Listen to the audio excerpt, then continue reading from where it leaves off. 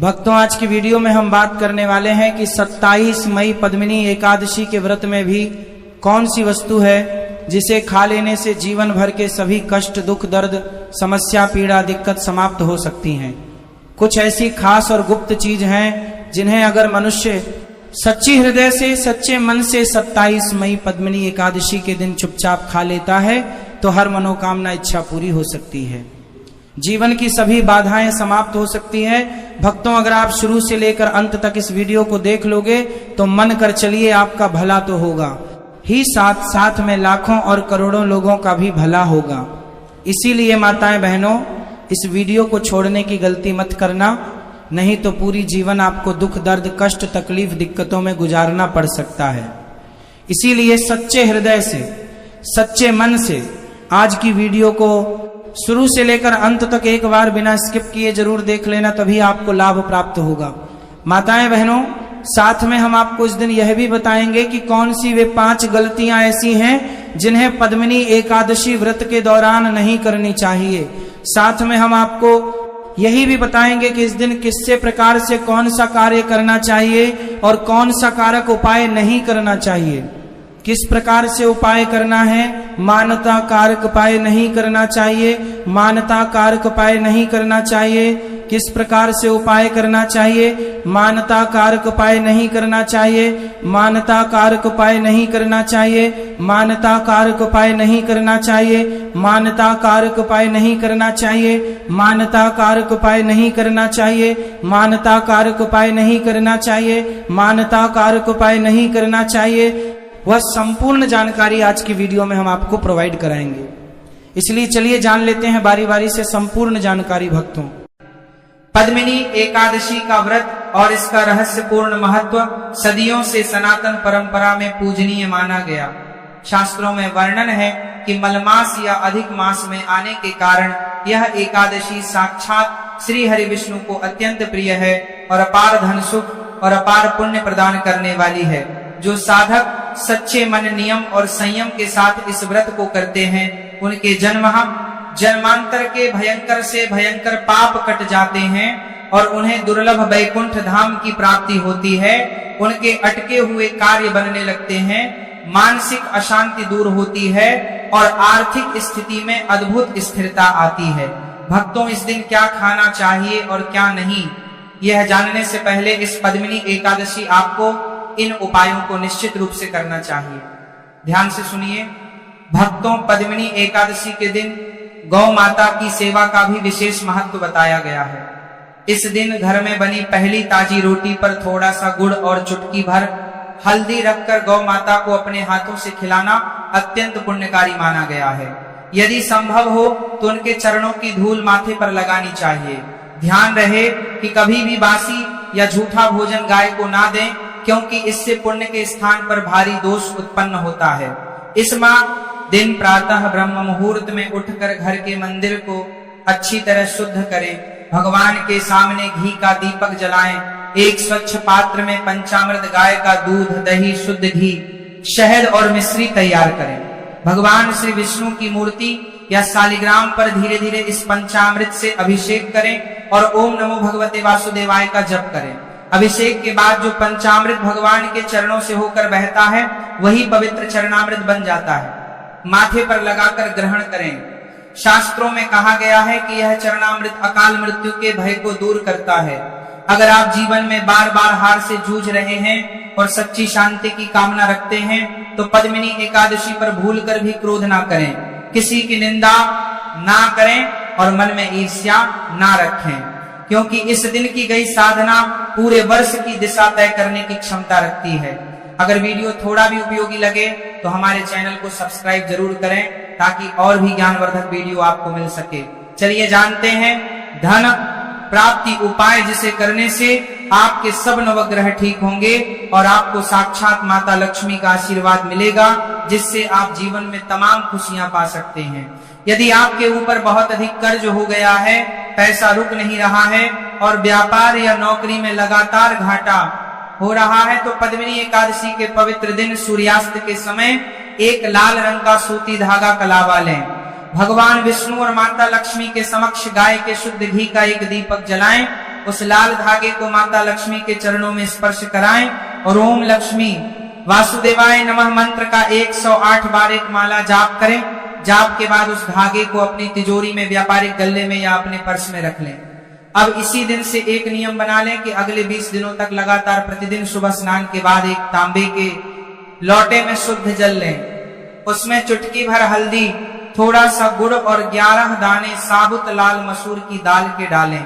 इस जल को ओम नमो भगवते वासुदेवाय मंत्र का जाप करते हुए किसी भी पुराने पीपल के वृक्ष की जड़ में अर्पित करें। रविवार के दिन जल ना चढ़ाएं, उसकी जगह अगले दिन कर लें, लेकिन गिनती 20 दिनों की पूरी करें। शाम के समय उसी पीपल के नीचे या अपने घर के मुख्य द्वार पर एक सरसों के तेल या घी का दीपक 20 दिनों तक लगातार जलाएं। भक्तों, पद्मिनी एकादशी के सिद्ध मुहूर्त से शुरू किया गया यह 20 दिनों का महा उपाय आपकी किस्मत के ताले खोल देगा। यह आपके जीवन से कर्ज के मोह और दरिद्रता के जाल को उसी तरह काट देगा जैसे भगवान विष्णु की कृपा से मनुष्य को अपार सिद्धियां प्राप्त होती हैं। 20 दिन पूरे होते आप स्वयं देखेंगे कि रुका हुआ धन वापस आने लगेगा, नए मार्ग खुलेंगे और घर में बरकत रुकने लगेगी। शास्त्र कहते हैं कि जैसा अन्न वैसा मन और जैसा मन वैसा भाग्य। अक्सर लोग व्रत में सेंधा नमक खाते हैं, लेकिन जो लोग उत्तम कोटि का व्रत रखना चाहते हैं उन्हें एकादशी के दिन किसी भी प्रकार के नमक का त्याग करना चाहिए। नमक खाने से इंद्रियों की चंचलता बढ़ती है। इसके अलावा एकादशी के दिन घर की रसोई में गलती से भी सरसों का तेल या तिल का तेल इस्तेमाल नहीं होना चाहिए। सरसों और तिल को भारी और तामसिक प्रवृत्ति का माना गया है, जो शनिदेव और उग्र ग्रहों से संबंधित है। फलाहार बनाने के लिए केवल शुद्ध देसी गाय के घी का ही प्रयोग करना चाहिए। एकादशी के फलाहार में लाल मिर्च और हल्दी का प्रयोग भी सर्वथा वर्जित है। लाल मिर्च शरीर में अग्नि तत्व और क्रोध को भड़काती है, जिससे एकाग्रता भंग होती है। पान का पत्ता और सुपारी चबाना भी घोर पाप है, क्योंकि पान को भोग और विलासिता का प्रतीक माना गया है। यदि यह जानकारी आपको उपयोगी लगे तो भक्ति भाव बनाए रखें और प्रभु का नाम जपते हुए अपने जीवन को सात्विकता और सकारात्मकता से भर दें। इसीलिए विशेषकर इस एकादशी के दिन आपको इन गलतियों को करने की हमारे प्राचीन धर्म शास्त्रों में सख्त मनाही की गई है। अगर कोई भी स्त्री हो या पुरुष बिना जानकारी के या अनजाने में भी इन वैदिक नियमों को तोड़ता है तो उससे भगवान विष्णु भयंकर रुष्ट हो जाते हैं और उस व्यक्ति को तमाम भौतिक सुखों से वंचित होकर आजीवन निराश कर्ज में डूबा हुआ और दरिद्र रहना पड़ता है। पद्मिनी एकादशी का अर्थ ही है अपार पुण्य देने वाली और जीवन की हर उलझन को सुलझाकर पापों से मुक्त करने वाली एकादशी। इस दिन किसी भी व्यक्ति के द्वारा सच्चे मन और निर्मल भाव से किए गए सभी पुण्य कर्मों और दान का फल उसे करोड़ों गुना होकर वापस मिलता है। लेकिन जरा सोचिए, यदि इस दिन आपसे जाने अनजाने में भी कोई भारी गलती हो जाती है तो उस गलती का 1000 गुना भयंकर दुष्परिणाम भी हमें इसी जन्म में भोगना पड़ेगा। सबसे पहली और सबसे भयंकर गलती जो अक्सर घर की महिलाएं अज्ञानतावश कर बैठती हैं वह है खान पान से जुड़ी हुई गलती। जी हाँ भक्तों, कई बार ऐसा देखा गया है कि लोग एकादशी का व्रत तो रख लेते हैं, लेकिन फिर एकादशी के व्रत को रखने के बाद भी कई सारी ऐसी वर्जित चीजों का सेवन कर लेते हैं जो भले ही अन्न ना हो, लेकिन उन्हें खाने के बाद उनके सभी पूर्ण नष्ट हो जाते हैं और एकादशी व्रत भी खंडित हो सकती है। साथ ही जो व्यक्ति एकादशी का व्रत नहीं भी करते, जिनके घर में कोई एकादशी नहीं रहते, उन घरों में भी इन चीजों का सेवन ना ही सिर्फ आपको बल्कि पूरे परिवार को नहीं करना चाहिए। इससे पहले हम खान पान के नियम को जाने, निवेदन है आपसे कमेंट सेक्शन में ओम नमो नारायण लिखकर हमारे इस चैनल को सब्सक्राइब जरूर कर लें। शास्त्रों और पुराणों में स्पष्ट रूप से वर्णन मिलता है कि पुरुषोत्तम मास की पावन पद्मिनी एकादशी पर जिस एक गुप्त और दिव्य वस्तु के सेवन का विशेष महत्व बताया गया है वह है तुलसी दल, जिसे हमारे धर्म ग्रंथों में अमृत के समान पवित्र और जीवन यानी माना गया है। भक्तों, इस पावन दिन श्रद्धा और नियम के साथ भगवान विष्णु को अर्पित किए गए तुलसी दल का प्रसाद रूप में सेवन करने से धन की कमी, कर्ज का बोझ और व्यापार से जुड़ी बाधाएं धीरे धीरे समाप्त होने लगती हैं। अब भक्तों, इस पावन व्रत की तिथि और विधि भी जान लीजिए। ताकि साधना पूर्ण फल दे सके। इस वर्ष पद्मिनी एकादशी का व्रत 27 मई को उदया तिथि के अनुसार रखा जाएगा। भक्तों, पद्मिनी एकादशी पर व्रत का उद्देश्य केवल भूखा रहना नहीं है, बल्कि विचारों और शरीर की शुद्धता है। आइए विस्तार से जानते हैं कि इस दिन आपको क्या खाना चाहिए और किन चीजों से बचना चाहिए, क्योंकि भोजन की अशुद्धि आपके पूरे व्रत को खंडित कर सकती है। पद्मिनी एकादशी पर क्या खाएं? इस पावन दिन भगवान श्री हरि विष्णु को तुलसी दल के साथ 5 प्रकार के मीठे फलों का भोग अवश्य लगाना चाहिए और उसी को प्रसाद रूप में ग्रहण करना चाहिए। फलाहार में सेब, अनार, अंगूर, पपीता और खरबूजा ग्रहण करना अत्यंत शुभ है। अंगूर और केले माता लक्ष्मी को अत्यंत प्रिय माने गए हैं। इसके अलावा आप दूध, दही, मट्ठा और साबूदाने या मखाने की हल्की खीर खा सकते हैं। यदि आप शारीरिक रूप से बीमार हैं या पूर्ण निराहार व्रत करने में असमर्थ हैं, तो आप सेंधा नमक व्रत वाला नमक में बना बिना लहसुन प्याज का सात्विक भोजन जैसे कुट्टू या सिंघाड़े के आटे की पूरी और आलू की सब्जी ग्रहण कर सकते हैं। बस मन में प्रभु का ध्यान रखें, पद्मिनी एकादशी पर क्या ना खाएं। भक्तों, इस पावन तिथि पर भूलकर भी घर में चावल नहीं पकना चाहिए और ना ही इसका सेवन करना चाहिए। एकादशी के दिन चावल खाना रेंगने वाले जीवों के मांस खाने के समान पाप माना गया है।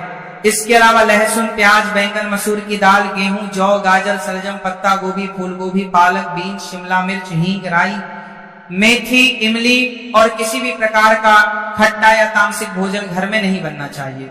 फलों में भी इस बात का विशेष ध्यान रखें कि कोई भी फल बासी, बहुत अधिक पका हुआ, गला हुआ या बहुत देर से काट कर रखा हुआ नहीं होना चाहिए। ऐसे फलों का सेवन व्रत को अशुद्ध कर देता है। मांस मदिरा का तो पूर्णतः त्याग करना ही है।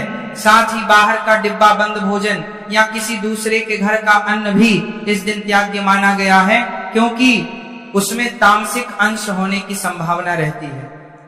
जिस घर में इन नियमों का पालन नहीं होता, वहां से माता लक्ष्मी रुष्ट होकर चली जाती हैं।